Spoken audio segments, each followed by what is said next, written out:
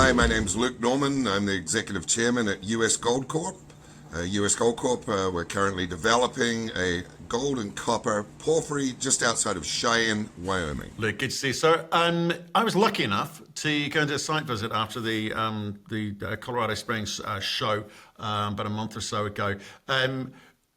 What surprised me was the proximity to infrastructure. It is the biggest standout about this project and about this company is exactly that, the location. You know, the old adage that's used by realtors, location, location, location. A deposit like this being 20 miles outside of a major resource hub. You know, people who are not familiar with Cheyenne, Wyoming, it's an hour-and-a-half drive north of Denver, Colorado. It's right on the I-80 corridor with major rail, road, power networks all rolling through it. But most importantly, we have an entire resource hub community of prospective employees sitting there, and anything from large data centers to distribution outlet centers for the likes of Amazon are being built there currently. So just a huge workforce. No, it was interesting to see. I saw all the infrastructure, literally standing on the hill, looking towards the rail, looking towards the power. So the asset, as it stands currently, is a 1.7 million ounce gold equivalent reserve. So not a resource. This isn't a science test.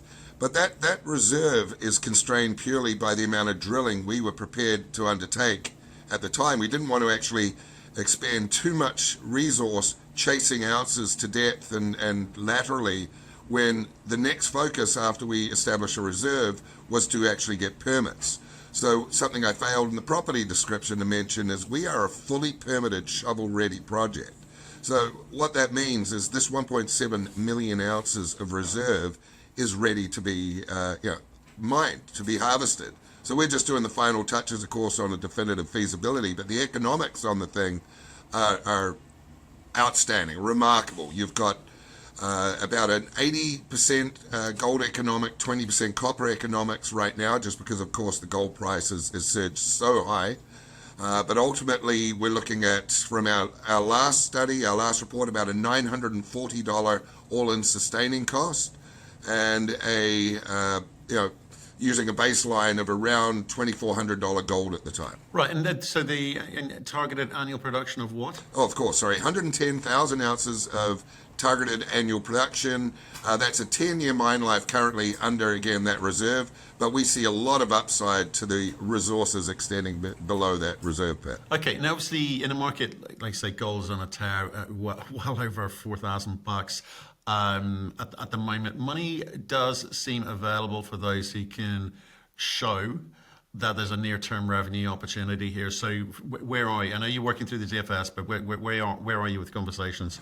We've had a lot of interest, clearly being one of the only projects that's fully permitted, ready to go. Even with the new administration in the US, permitting is still a purgatory, as I like to refer to it, in the US or in Canada. No matter where you want to go, it's very difficult. So having that permit in place has brought us a lot of attention. The fact that we're going to be generating a copper gold concentrate, because there is a lot of copper in this system, has led to a lot of interest from the off-takers. So there's been a term sheet presented to us from a debt component for building this project. But what we're doing right now is just really strengthening the whole economic base, the economic case for the project, but also securing some of the real hard line items, such as putting in foundations for crushers. We just signed a power agreement very recently with Black Hills Energy, securing 7.2 cents kilowatt hour. And that's amortized with power right to the project. Let's take that into consideration. We're not running hundreds of kilometers of power to get to this project. So those processes, those steps right now are leading to a lot of interest from financiers, not just traditional bankers, but non-traditional sources of capital. So, stay tuned in that regard. No, we were looking to spend a bit of time with George B. He kind of took us through the core shed and on site. Yeah, no kidding. What a seasoned veteran in terms of digging a hole and extracting gold. He cut his teeth building Gold Strike for Barrick. So you can imagine, that ultimately led to the Barrick we know today. So he's built some of the largest gold mines on the planet. So I think that's was key right from the onset when we decided to shift our focus over from exploration to development, that you need somebody who's got, real seasoned developer, because there was a lot of question marks around Wyoming. We're the first hard rock mine to be permitted in Wyoming in 100 years. Not because lack of trying, it's just the lack of deposits that exist there currently. So, George is he's the key person. He's the key man. It's anyone can go out and do my job and help raise capital for the company, but we have the best in terms of established mine builders and guys who know how to develop. Right, and the other thing was obviously we see this a lot in the US. Wyoming's a mining state for sure, but you still got to kind of take care of your neighbors and make sure everyone's up to speed with what you're doing. You brought some people on that for that as well, haven't you? Yeah, we did. Well, immediately, because my accent out of New Zealand a little bit muddled up now, 30 years in North America, and George's accent, of course, out of York, your part of the world. We felt that maybe we would need a buffer zone in Wyoming, so we brought in very early on Jason Beggar, who's our in-state specialist, who helps us deal with all social licensing issues. Hi, I'm Jason Beggar. I am a Cheyenne, Wyoming-based consultant helping the project out, primarily with community, government affairs, external affairs, kind of everything to, really take the temperature of the project to the community to help kind of manage the process and move this thing from concept into production and reality. So got a nice sunny day here out at the site, and you can kind of look around to see, and this is really a great vantage point to understand the benefits of this particular project. Over here to the kind of the southeast, you can see the wind towers that are directly connected into the power lines that would serve the site to kind of show how close we are.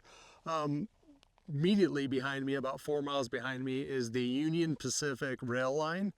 And then about 7 miles to the kind of the northeast here is the Burlington Northern BNSF rail line. So we have a lot of infrastructure nearby.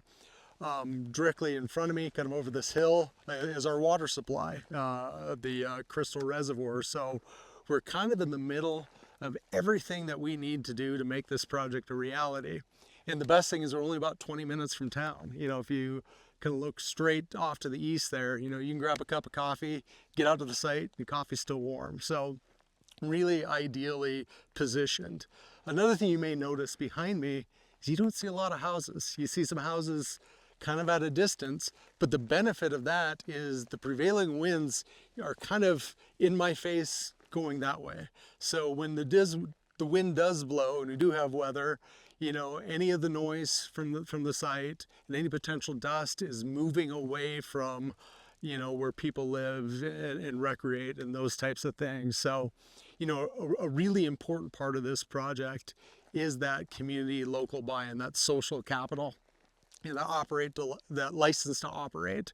And so we while, in this direction, not a lot of houses, kind of over this direction, there are some folks nearby.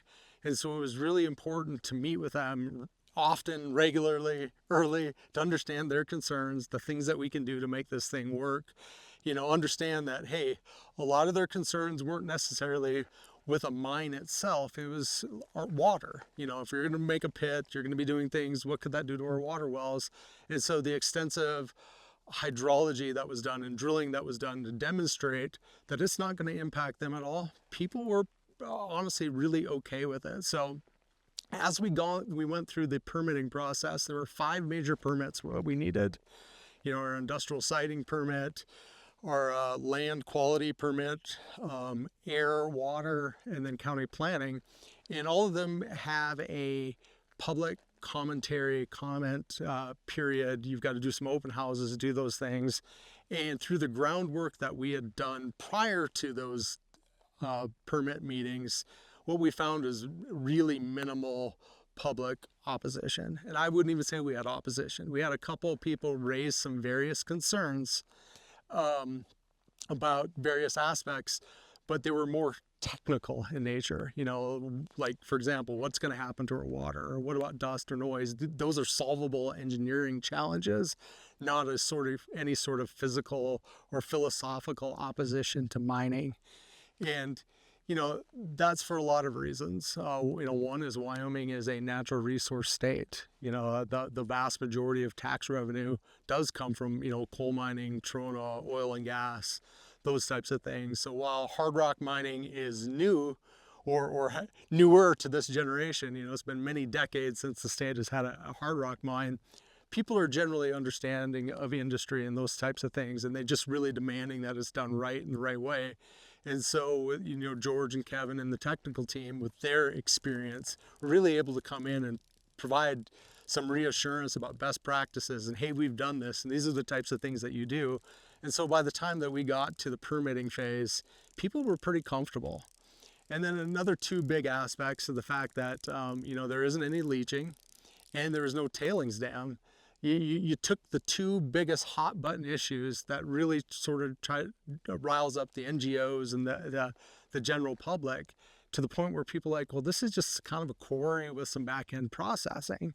There's no smelter, so there's not going to be any stack emissions. It's a really simple, clean mining project. And that really was reflected in the great public support that we've had for the project. And since then, we have the past governor, David Friedenthal, who is, again, works with us as well directly. We really wanted to establish a good foothold within the community so that people could understand exactly what we're going in to do there. And funnily enough, you having been there, Matthew, just to our south is a $40 billion materials company, Martin Marietta, right on the I-80 highway there.